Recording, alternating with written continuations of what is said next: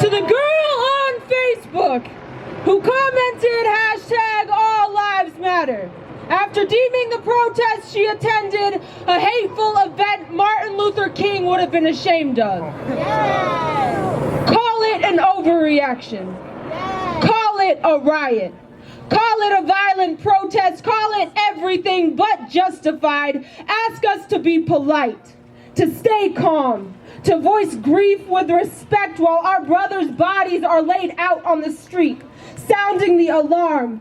Get out of line and you too are next. Our bodies are threats well before they are human, yet you still want to know the source of our rage. You fear our rage will happen across a storefront window, will happen across a corporate office. You fear the glass shards glittering under police helicopters. We fear your rage will drag our children into the streets and dance in the red pool beaming under street lamps. I cannot decorate this pain for you. I cannot make it a beautiful homage. I don't know how to make hope into your prayers. Don't know how to make you understand the occupation your ignorance has blinded you to. That black bodies are stopped and frisked so often, we might as well call our cities war zones. Every street corner a checkpoint. Violence is not always a dead body. Violence can be a pat down in broad daylight because you share the same hue as suspect. Violence is indicting the man who filmed the killing of Eric Garner, but not the officer that illegally choked.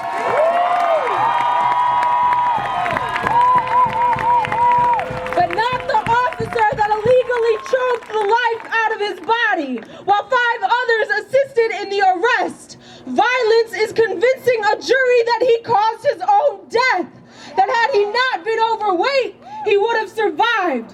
Violence is needing 6 officers to arrest one unarmed, non-violent man in the first place. How can we accept a government that only applies the law to fill prisons with black bodies? How can we accept a government that permits and perpetuates violence against its people? The state traded white hoods for police uniforms. The cops kill more black people each year than the KKK did. And you want our marches peaceful. You want us calm. You want us quiet. Stop asking us to bite our tongues when we cannot guarantee our siblings safe passage to the corner store. And yet you still want to talk about looting. You want to police our protest tactics. You want me to know you would have cared about the tombstones this nation is hoarding if we hadn't blocked traffic. You think stopping trains is silly. You want us to march peacefully, to replicate your disfigured perception of Martin, but Dr. King said, riots are the voices of the unheard, and you will hear us now.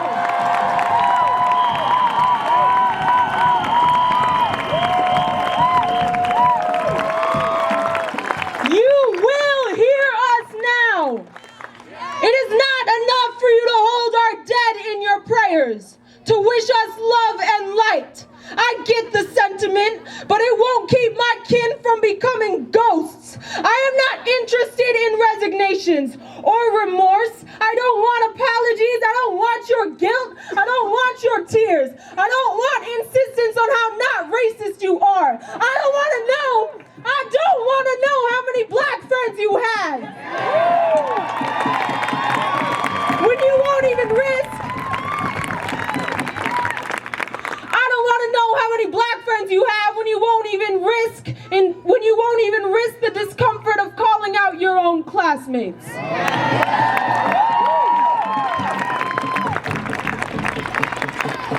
You just don't get it, do you? You've never had to live out the aftermath. The now empty seat at the dinner table. The now widowed mother with 6 mouths to feed. Our kin are being sent to heaven well before God has requested their return. And you want to know why Malcolm called whiteness the devil. You can say all lives matter. You can say all lives matter. But every 28 hours.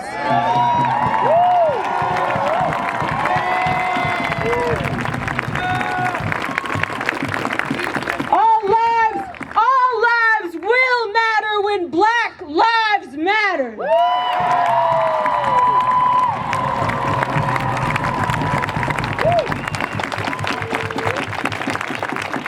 How many bodies will be enough evidence? How many videos of our last words? How many more must there be for you to finally call this a genocide? Y'all give it up for Sarah.